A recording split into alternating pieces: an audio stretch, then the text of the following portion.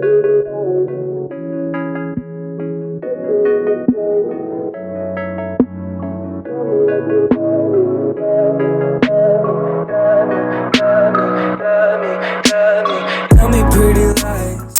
to Chucks and Chapstick. If it is your first time at Chucks and Chapstick, I say go ahead and hit that subscribe button and then tap on that notification bell so that you never miss another Chucks and Chapstick upload. However, if you're back, I appreciate you coming back for one more time to listen to me talk about stuff, right?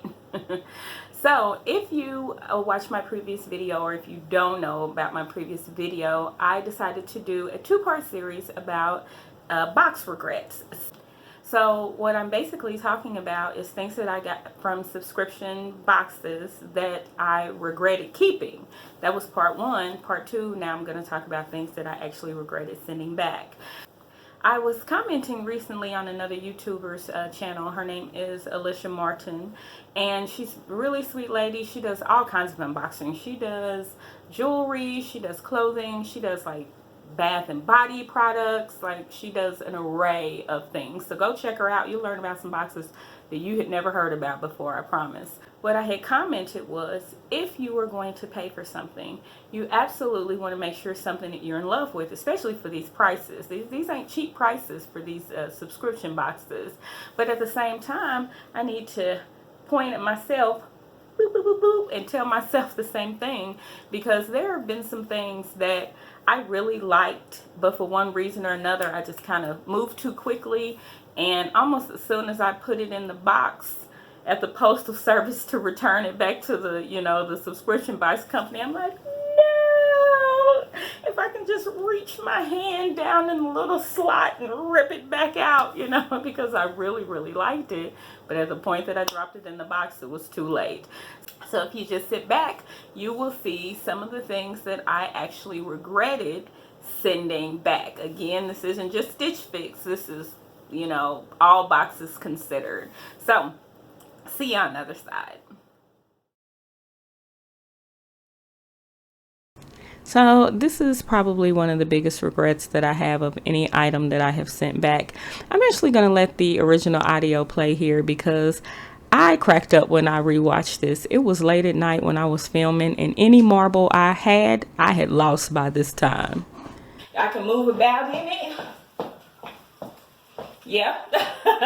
Can do all kinds, in case I have the notion to just all of a sudden move my legs, and I can do that. No idea why I was yelling and kicking at 2 a.m. in the morning, but anyway, the skirt is from Stitch Fix. It was a great skirt, perfect fit, perfect length, could be worn casually. I'm saying here that I will probably wear it with Chucks, which I would have done, but I did send it back. But I've been thinking about asking Stitch Fix to send it back to me. I received these camo jeans from D&Co. I had been looking for a pair of camo jeans for quite some time. They fit perfectly. They had the perfect amount of stretch. They came to the perfect point at my waist. These were really jeans that were perfect in every single way. The thing is that they were expensive, and the other thing that gave me major pause is that they were actually kind of scratchy. But I realized in retrospect that after the first watch that kind of scratchiness would have gone away. It's just sometimes how jeans come. So I really regret that I sent these back. I have not been able to find these Jessica Simpson camo jeans, so I'm really disappointed.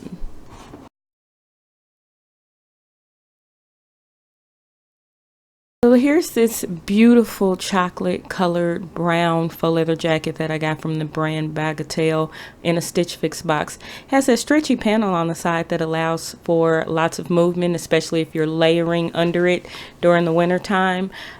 It was just a really cool jacket. It could have been worn lots of different ways. The pause that I had for this one is because, for one, it was $100, and for two, I thought it may have been a bit big, but quite honestly, by the time I wore an actual sweater or a t-shirt and a cardigan or something like that under it, it probably would have fit just right. So I've looked high and low for this exact jacket, but have not been able to find it. So I'm really bummed out. It was so cute.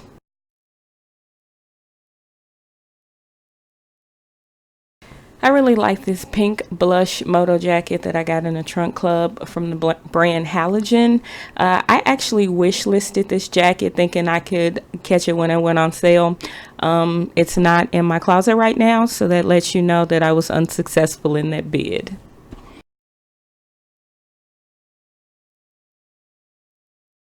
I struggled a lot with mix and match box. If you've seen some previous videos regarding my boxes I received from them, you'll know that it just didn't work out. But this is one item that I got from them that I thought was really cute. I felt like it may have been a little overpriced, which is why I didn't purchase it, but I think that it fit really well. I think the color is cute. I think it's dainty. I think that it will work across a few different seasons. So in retrospect, I wish I would have kept it. So that's it.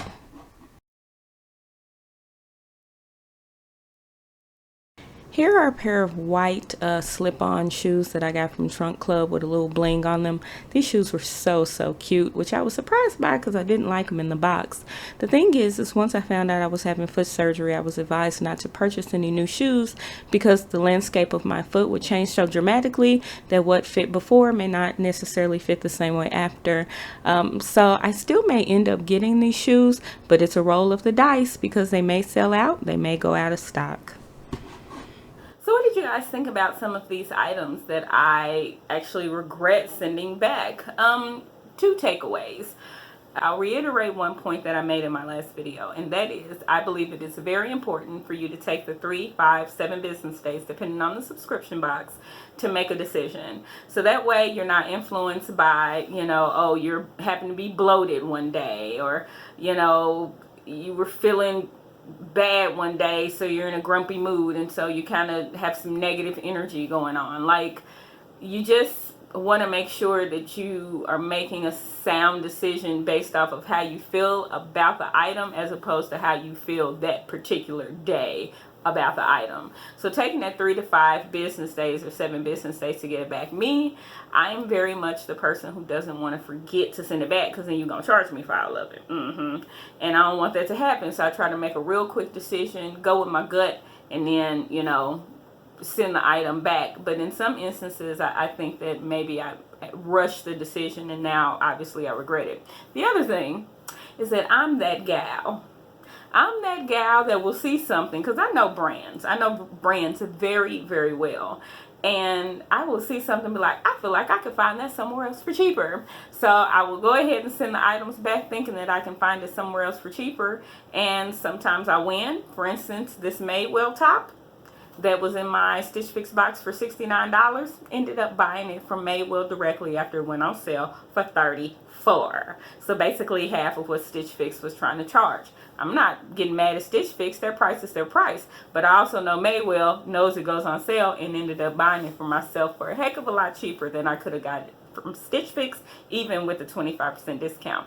But then you have other items like this one over here that I got from Stitch Fix, and to this very day I have been looking for that item on other sites and have not been able to find it. So sometimes you win and then sometimes you lose. But that's it. That's all I have for today. If you have any comment suggestions or you just want to say hello, you know to do it below. But otherwise, I will see you next time. Bye.